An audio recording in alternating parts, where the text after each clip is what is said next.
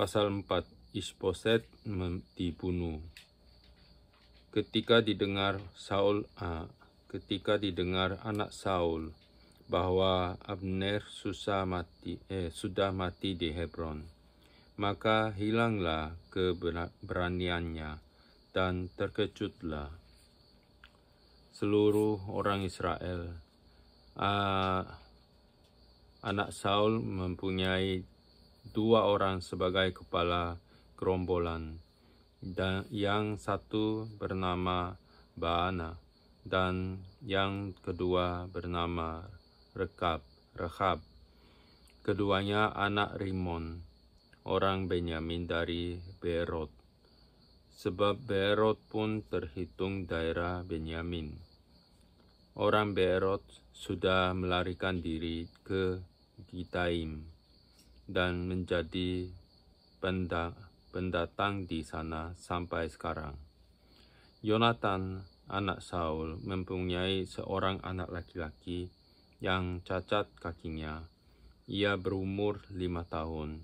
Ketika datang kabar tentang Saul dan Yonatan dari Yezreel, inang pengasuhnya mengangkat dia pada waktu itu, lalu lari. Tetapi karena terburu-buru larinya, anak itu jatuh dan menjadi timpang. Ia bernama Mephiboset. Anak-anak Rimon, orang Beerot itu, yakni Rechab dan Baana, pergi lalu sampai pada waktu hari panas terik ke rumah Isboset. Ketika ia sedang berbaring siang hari, kebetulan penjaga pintu rumah itu mengantuk dan tertidur ketika sedang membersihkan gandum. Demikianlah Rechab dan Baana menyusup ke dalam. Mereka masuk ke dalam rumah itu ketika Isboset sedang berbaring di atas tempat tidurnya di dalam kamar tidurnya, membunuh dia, lalu memenggal kepalanya. Mereka membawa kepalanya itu lalu berjalan semalam-malaman melalui jalan dari Araba Yordan. Kepala Isboset itu dibawa mereka kepada Daud di Hebron, dan mereka berkata kepada raja, "Inilah kepala Isboset, anak Saul, musuhmu itu, yang ingin mencabut nyawamu. Tuhan pada hari ini telah membiarkan tuanku raja mengadakan pembalasan atas Saul dan atas keturunannya." Tetapi Daud menjawab Rechab dan Baana, saudaranya anak-anak Rimon, orang Beerot itu. Katanya kepada mereka, "Demi Tuhan yang hidup, yang telah membebaskan nyawaku dari segala kesesakan. Ketika ada orang yang membawa kabar kepadaku demikian, Saul sudah mati, dan memandang dirinya sebagai orang yang menyampaikan kabar baik, maka aku menangkap dan membunuh dia di Siklag, dan dengan demikian aku memberikan kepadanya upah kabarnya. Terlebih lagi sekarang, setelah orang-orang fasik membunuh seorang yang benar di rumahnya di atas tempat tidurnya, tidakkah aku menuntut darahnya daripada kamu dan melenyapkan kamu dari muka bumi?" Sesudah itu Daud memberi perintah kepada anak buahnya untuk membunuh mereka. Tangan dan kaki mereka dipotong. Kemudian mayat mereka digantung di tepi telaga di Hebron. Tetapi kepala Isboset diambil dan dikuburkan di dalam kubur Abner di Hebron. Daud menjadi pasal 5. Daud menjadi raja atas seluruh Israel. Lalu datanglah segala suku Israel kepada Daud di Hebron dan berkata, "Ketahuilah kami ini darah dagingmu telah lama ketika Saul memerintah atas kami. Engkaulah yang memimpin segala gerakan orang Israel, dan Tuhan telah berfirman kepadamu, engkaulah yang harus menggembalakan umatku Israel, dan engkaulah yang menjadi raja atas Israel." Maka datanglah semua tua-tua Israel menghadap raja di Hebron. Lalu Raja Daud mengadakan perjanjian dengan mereka di Hebron di hadapan Tuhan. Kemudian mereka mengurapi Daud menjadi raja atas Israel. Daud berumur 30 tahun pada waktu ia menjadi raja. 40 tahun lamanya ia memerintah. Di Hebron ia memerintah atas Yehuda 7 tahun 6 bulan. Dan di Yerusalem ia memerintah 33 tahun atas seluruh Israel dan Yehuda. Daud merebut Yerusalem dan menetap di sana. Lalu raja dengan orang-orangnya pergi ke Yerusalem, menyerang orang Yebus, penduduk negeri itu. Mereka itu berkata kepada Daud, "Engkau tidak sanggup masuk kemari. Orang-orang buta dan orang-orang timpang akan mengenyahkan engkau." Maksud mereka, Daud tidak sanggup masuk kemari. Tetapi Daud merebut kubu pertahanan Sion, yaitu kota Daud. Daud telah berkata kepada waktu itu, Siapa yang hendak memukul kala orang Yebus, haruslah ia masuk melalui saluran air itu. Hati Daud benci kepada orang-orang timpang dan orang-orang buta. Sebab itu orang berkata, orang-orang buta dan orang-orang timpang tidak boleh masuk bait. Dan Daud menetap di kubu pertahanan itu dan menamainya kota Daud. Ia memperkuatnya sekelilingnya mulai dari Milo sampai ke bagian dalam. Lalu makin lama makin besarlah kuasa Daud, sebab Tuhan Allah semesta alam menyertainya. Istana dan rumah tangga Daud. Hiram, raja negeri Tirus, mengirim utusan kepada Daud dan kayu alas, tukang-tukang kayu dan tukang-tukang batu. Mereka mendirikan istana bagi Daud. Lalu tahulah Daud bahwa Tuhan telah menegakkan dia sebagai raja atas Israel dan telah mengangkat martabat pemerintahannya oleh karena Israel umatnya.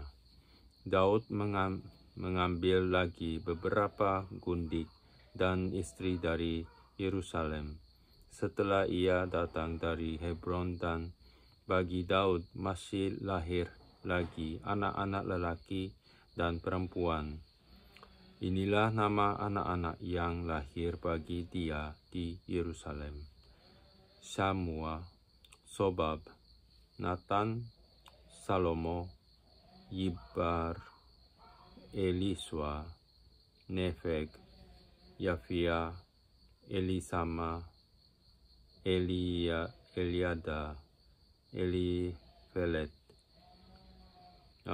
Eliada dan Elifelet. Daud memukul kala orang Filistin. Ketika didengar orang Filistin bahwa Daud telah diurapi menjadi raja atas Israel, maka majulah semua orang Filistin untuk menangkap Daud. Tetapi Daud mendengar hal itu, lalu ia pergi ke kubu pertahanan. Ketika orang Filistin itu datang dan memencar di lembah Refaim, bertanyalah Daud kepada Tuhan, apakah aku harus maju melawan orang Filistin itu? Akan kau serahkankah mereka ke dalam tanganku? Tuhan menjawab Daud, majulah, sebab aku pasti akan menyerahkan orang Filistin itu ke dalam tanganmu. Lalu datanglah Daud di Baal Perasim dan memukul mereka kala di sana. Berkatalah ia, Tuhan telah menerobos musuhku di depanku, seperti air menerobos. Sebab itu orang menamakan tempat itu Baal Perasim. Orang Filistin itu meninggalkan berhalanya di sana. Lalu Daud dan orang-orangnya mengangkatnya. Ketika orang Filistin maju sekali lagi dan memencar di lembah Refaim, maka bertanyalah Daud kepada Tuhan, dan ia menjawab, janganlah maju, tetapi buatlah gerakan lingkaran sampai ke belakang mereka, sehingga engkau dapat menyerang mereka dari jurusan pohon-pohon kertau. Dan bila engkau mendengar bunyi derap langkah di puncak pohon-pohon kertau itu, maka haruslah engkau bertindak cepat, sebab pada waktu itu Tuhan telah keluar berperang di depanmu untuk memukul kala tentara orang Filistin.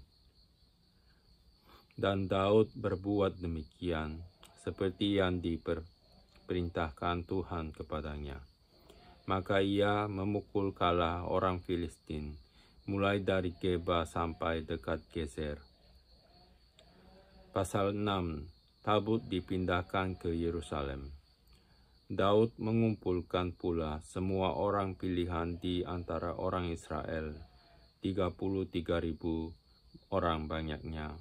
Kemudian bersiaplah Daud, lalu berjalan dari Baale Yehuda dengan seluruh rakyat yang menyertainya untuk mengangkut dari sana tabut Allah yang disebut dengan nama Tuhan semesta alam yang bertakhta di atas kerubim. Mereka menaikkan tabut Allah itu ke dalam kereta yang baru setelah mengangkatnya dari rumah Abinadab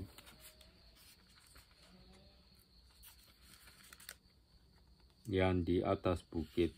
Lalu Uza dan Ahyo, anak-anak Abinadab, mengantarkan kereta itu. Uza berjalan di samping tabut Allah itu, sedang Ahyo berjalan di depan tabut itu. Daud dan seluruh kaum Israel menari-nari di hadapan Tuhan dengan sekuat tenaga, diiringi nyanyian kecapi, gambus, rebana, kelentung, dan ceracap. Ketika mereka sampai ke tempat pengirikan Nachon, maka Uza mengulurkan tangannya kepada tabut Allah itu, lalu memegangnya karena lembu-lembu itu tergelincir. Maka bangkitlah murka Tuhan terhadap Uza. Lalu Allah membunuh dia di sana karena keteladorannya itu. Ia mati di sana dekat tabut Allah itu. Daud menjadi marah karena Tuhan telah menyambar Uza demikian hebatnya. Maka tempat itu disebut orang Peres Uza sampai sekarang. Pada waktu itu Daud menjadi takut kepada Tuhan. Lalu katanya, bagaimana tabut Tuhan itu dapat sampai kepadaku? Sebab itu Daud tidak mau memindahkan tabut Tuhan itu ke tempatnya di kota Daud, ke kota Daud. Tetapi Daud menyimpang dan membawanya ke rumah Obed-Edom, orang Gad itu. 3 bulan lamanya tabut Tuhan itu tinggal di rumah Obed-Edom, orang Gad itu. Dan Tuhan memberkati Obed-Edom dan seisi rumahnya. Diberitahukannya kepada Raja Daud, demikian, Tuhan memberkati seisi rumah Obed-Edom dan segala yang ada padanya, oleh karena tabut Allah itu. Lalu Daud pergi mengangkut tabut Allah itu dari rumah Obed-Edom ke kota Daud dengan sukacita. Apabila pengangkat-pengangkat tabut Tuhan itu melangkah maju 6 langkah, maka ia mengorbankan seekor lembu dan seekor anak lembu gemukan. Dan Daud menari-nari di hadapan Tuhan dengan sekuat tenaga. Ia berbaju efod dari kain lenang. Daud dan seluruh orang Israel mengangkat tabut Tuhan itu dengan diiringi sorak dan bunyi sangkakala. Ketika tabut Tuhan itu masuk ke kota Daud, maka Michal, anak perempuan Saul, menjenguk dari jendela, lalu melihat Raja Daud meloncat-loncat serta menari-nari di hadapan Tuhan. Sebab itu ia memandang rendah Daud dalam hatinya. Tabut Tuhan itu dibawa masuk, lalu diletakkan tempatnya di dalam kemah yang dibentangkan Daud untuk itu. Kemudian Daud mempersembahkan korban bakaran dan korban keselamatan di hadapan Tuhan. Setelah Daud selesai mempersembahkan korban bakaran dan korban keselamatan, diberkatinyalah bangsa itu demi nama Tuhan semesta alam. Lalu dibagikannya kepada seluruh bangsa itu, kepada seluruh khalayak ramai Israel, baik laki-laki maupun perempuan, kepada masing-masing seketul roti bundar, sekerat daging, dan sepotong kue kismis. Sesudah itu pergilah seluruh bangsa itu masing-masing ke rumahnya. Ketika Daud pulang untuk memberi salam kepada seisi rumahnya, maka keluarlah Michal binti Saul mendapatkan Daud.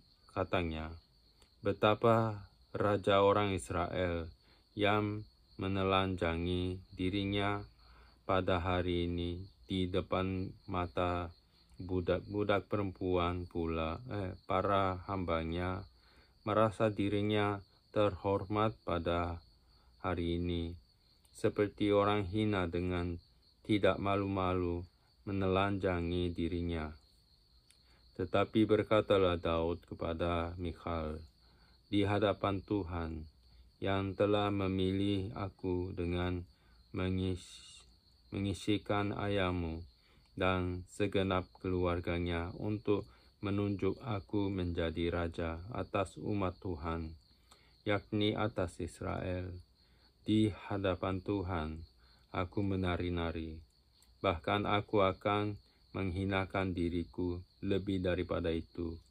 Engkau akan memandang aku rendah, tetapi bersama-sama budak-budak perempuan yang kau katakan itu, bersama-sama merekalah aku mau dihormati.